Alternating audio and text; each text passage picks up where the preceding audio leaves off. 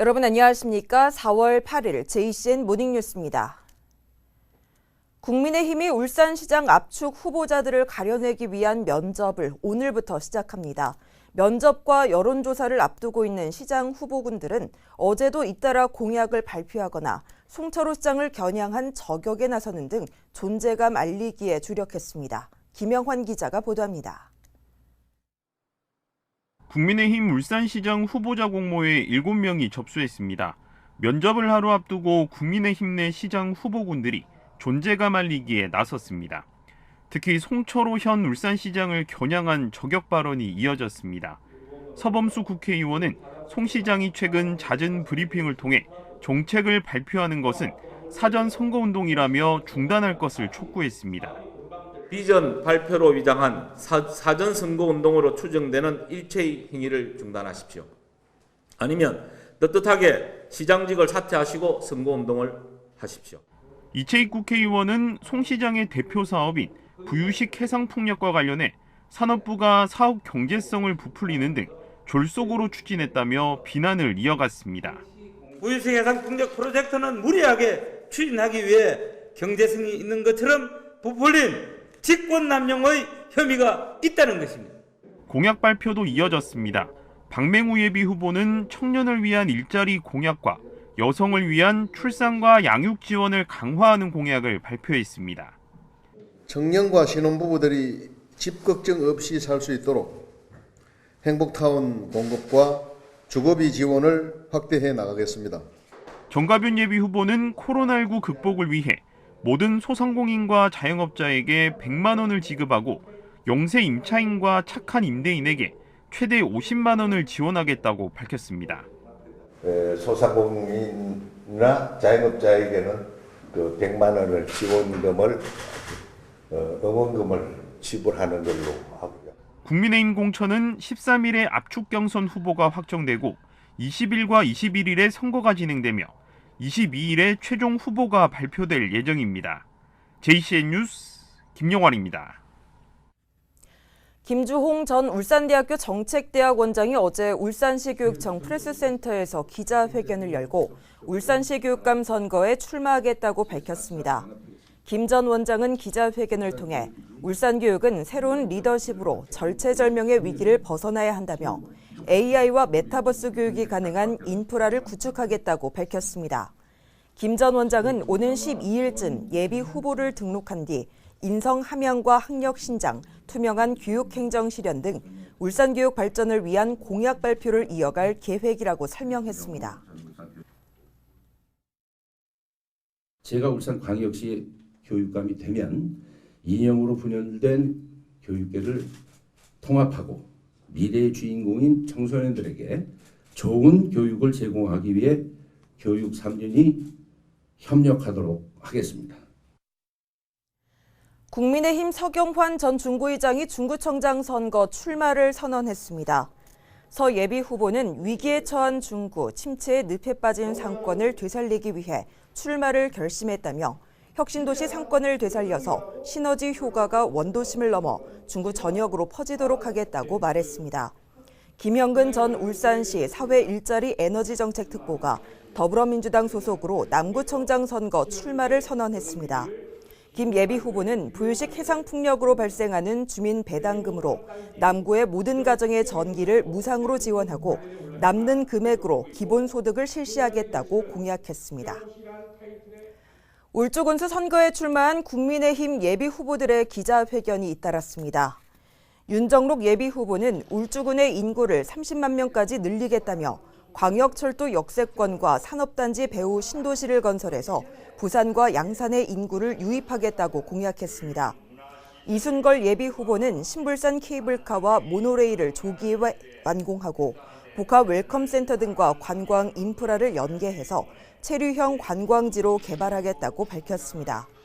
천명수 예비 후보는 군립병원 건립과 마을 의료 지원을 확대하고 전 생애복지 지원과 자연 친화 놀이공간 구축, 종교 성지 자원화 등을 추진하겠다고 공약했습니다. 울산시가 어제 농수산물 도매시장 이전 계획과 기존 부지 활용 방안을 발표했습니다. 이전하는 농수산물 도매시장은 영남권 최고의 도매시장으로 발전시키고 삼산 기존 부지엔 울산 글로벌 에너지 비즈니스 센터를 건립한다는 계획인데요. 그러나 기존 부지 개발 계획은 차기 시장의 선거 결과에 따라 추진 여부가 결정될 전망입니다. 보도에 박정필 기자입니다. 울산시가 농수산물 도매시장 이전 계획과 기존 부지 활용 방안을 발표했습니다. 먼저 울주군 청량읍 윤리 일원으로 이전하는 농수산물 도매시장은 사업비 1,928억 원을 투입해 현재 삼산 부지보다 5배 넓고 건물 규모도 2배가량 커집니다. 2024년 착공해 2026년 준공할 계획입니다. 울산시는 새 도매시장이 개장하게 되면 지역 내 747명의 일자리 창출과 생산 유발 1,147억 원 등 파급 효과를 기대하고 있습니다. 행정복합타운과 주거단지와도 연계해 농수산물 유통 활성화의 시너지 효과를 극대화하고 영남권 최고의 거점형 도매시장으로 발전시켜 나가겠습니다. 기존 부지는 1, 2단계로 나눠 단계적으로 개발할 계획입니다. 우선 기존 부지 일부인 2만 제곱미터의 지하 4층, 지상 60층 규모의 울산 글로벌 에너지 비즈니스 센터를 건립할 계획입니다. 각종 상업시설과 다양한 기업 지원기관, 에너지 거래 관련 금융기관을 비롯해 글로벌 브랜드 호텔 등이 입주할 예정입니다. 사업비는 8천억 원으로 예상되고 있는 가운데 2029년 준공을 목표로 하고 있습니다. 앞으로 이 센터는 미래 에너지 산업의 허브이자 신역세권의 중심 역할뿐 아니라 지역경제 활성화에도 큰 힘이 될 것입니다. 특히 1조 2,500억 원 상당의 생산 유발 효과와 7,800여 명의 일자리 창출이 기대됩니다. 개발 방식은 민관 합동 개발과 민간 개발 중 2가지 안으로 검토해 결정할 방침입니다. 올해 하반기부터 내년까지 개발 계획 및 타당성 검토를 위한 용역을 거친 뒤 2024년부터 2026년까지의 사업자 공모 후 개발 계획 협의와 기본 및 실시 설계 등을 통해 각종 행정 절차들을 이행하겠습니다. 남은 부지에 대한 2단계 사업은 다양한 시민 의견을 수렴해 상업과 문화, 주거 기능이 복합된 도쿄 미드타운과 같은 입체적 공간의 지역 거점을 조성할 계획입니다. 다만 기존 부지를 활용한 개발 계획은 오는 6월 지방선거에서 송 시장 재선 여부에 따라 계획대로 추진될 것인지 아니면 다른 청사진으로 바뀔 것인지 결정될 전망입니다. JCN 뉴스 박정필입니다. 드론을 활용한 인공수분이 농가들로부터 좋은 반응을 얻고 있습니다. 울주군과 울산 원예농협은 어제 울주군 두서면에 있는 배과수원 농가에서 드론을 활용한 꽃가루 수분 작업 시연회를 가졌습니다. 울주배 개화 시기에 맞춰서 실시된 이번 시연회는 지난해에 이어 2번째로 울주군 등의 올해 시범 사업에 선정된 6개 농가에서 작업을 한 뒤 착과량 등의 효과를 분석해서 사업을 확대할 계획입니다. 농가와 울주군의 얘기를 차례로 들어보겠습니다. 사람이 하면은 2명이 기계를 하더라도 한 3, 4일 걸리는데 이건 한 20분에서 30분만 다 끝나니까 작년에는 보니까 수준이 상당히 좋았거든요. 드론을 활용한 벽꽃 인공수분 작업은 착과율을 높일 수 있고 고령화에 따른 노동력 부족과 생산비 절감에도 크게 기여할 것으로 기대됩니다. 울산 지역 소상공인 경기 전망이 지속적으로 개선되면서 단계적 일상회복 조치 이후 최고 수준을 보인 것으로 나타났습니다. 소상공인시장진흥공단에 따르면 울산 소상공인의 4월 전망 경기지수는 전달 대비 9.8포인트 오른 88.7을 기록했습니다. 이는 2020년 12월의 전망치 94.8 이후 16개월 만의 최고치로 정부가 사회적 거리두기 조치를 완화하면서 경기 회복에 대한 기대감이 반영된 것으로 분석됩니다. 탈해굴산 시민 공동행동은 어제 기자회견을 열고 고리 2호기의 수명 연장 철회와 신고리 5, 6호기 입찰 담합에 대한 의혹을 책임질 것을 한수원에 촉구했습니다. 탈핵단체는 한수원이 고리 2호기 수명 연장 신청서를 원자력안전위원회에 제출했다며 국민의 안전을 위해 한수원은 고리 2호기 수명 연장을 철회해야 한다고 주장했습니다. 이어 최근 언론을 통해 신고리 5,6호기 입찰 담합 의혹은 철저하게 규명돼야 한다고 강조했습니다. 이광현 앵커의 이슈인 뉴스 시간입니다. 오늘은 올해 119 대상을 받은 울산의 자랑스러운 소방관 이영우 소방위를 만나 자세한 얘기 나눠봤습니다.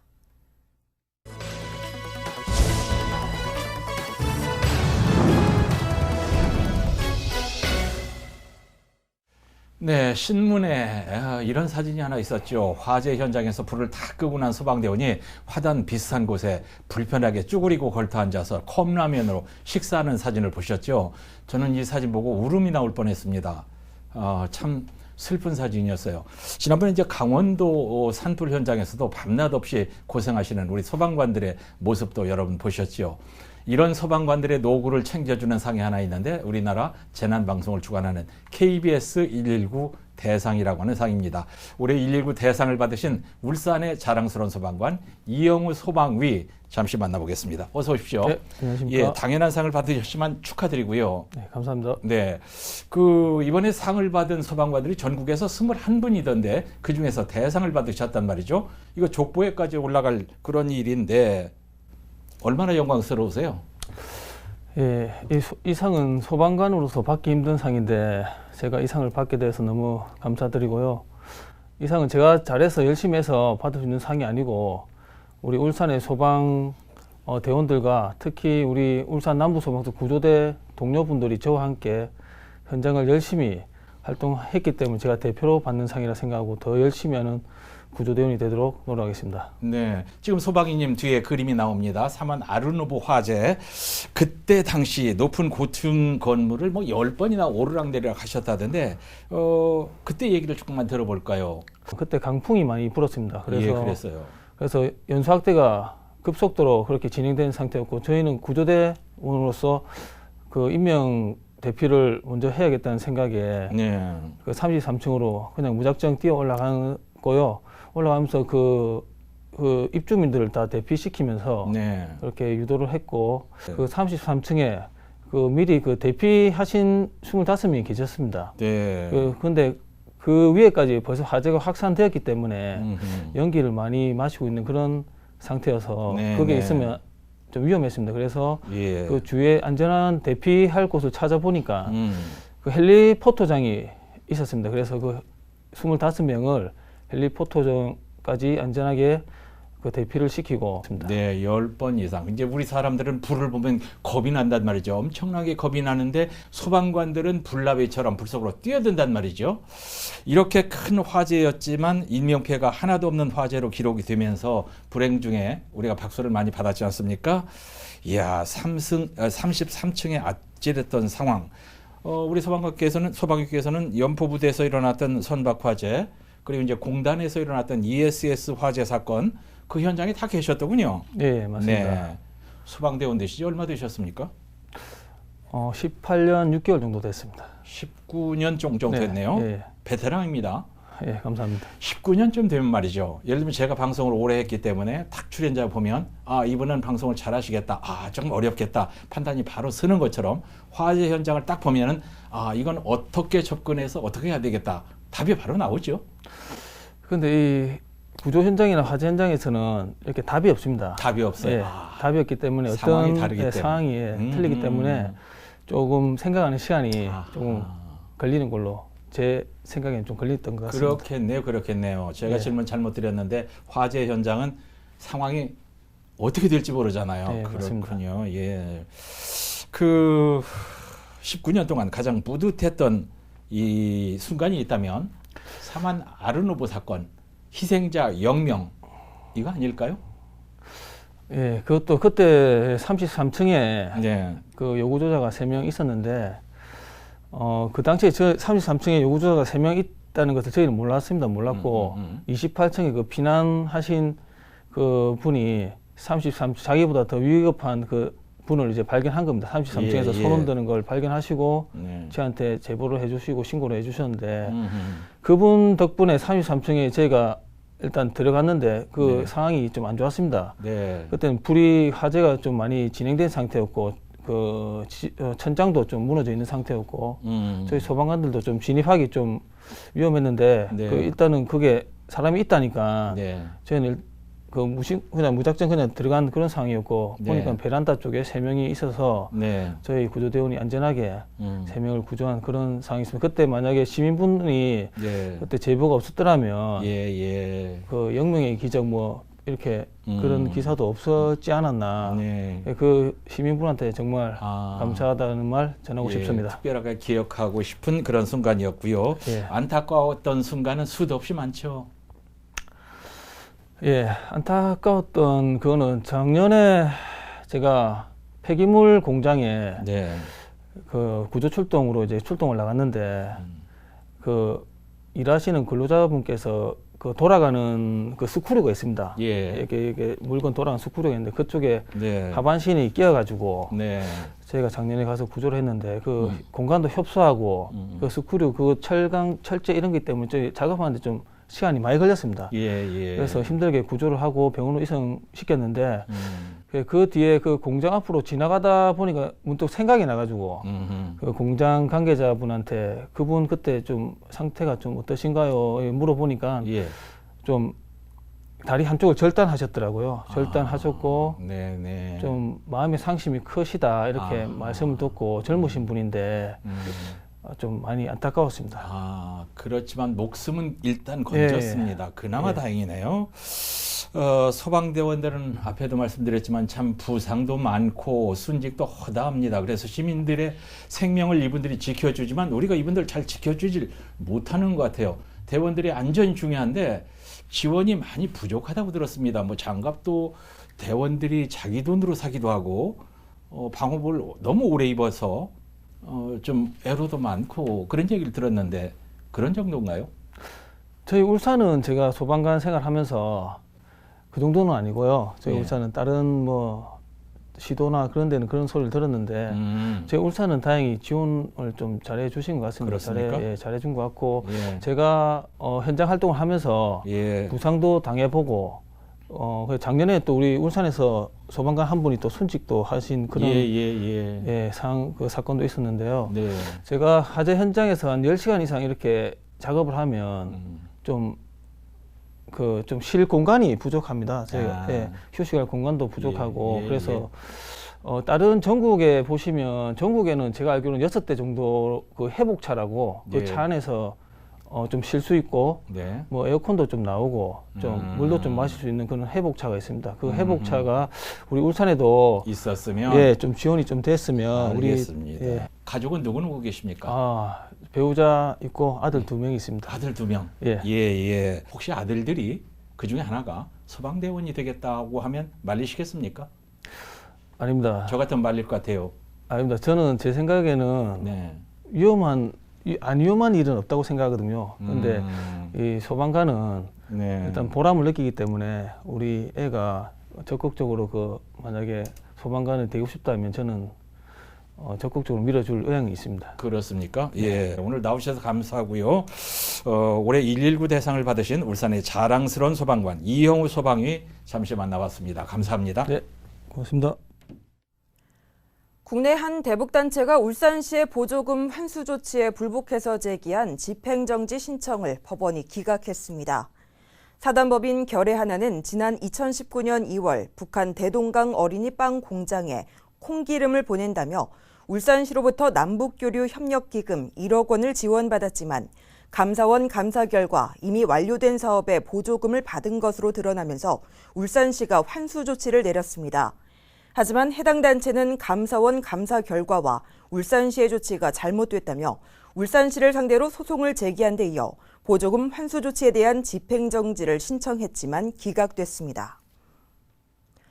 서행하는 차량들의 고의로 손목이나 팔을 부딪힌 뒤에 치료비 명목으로 수백만 원을 뜯어낸 40대 남성에게 실형이 선고됐습니다.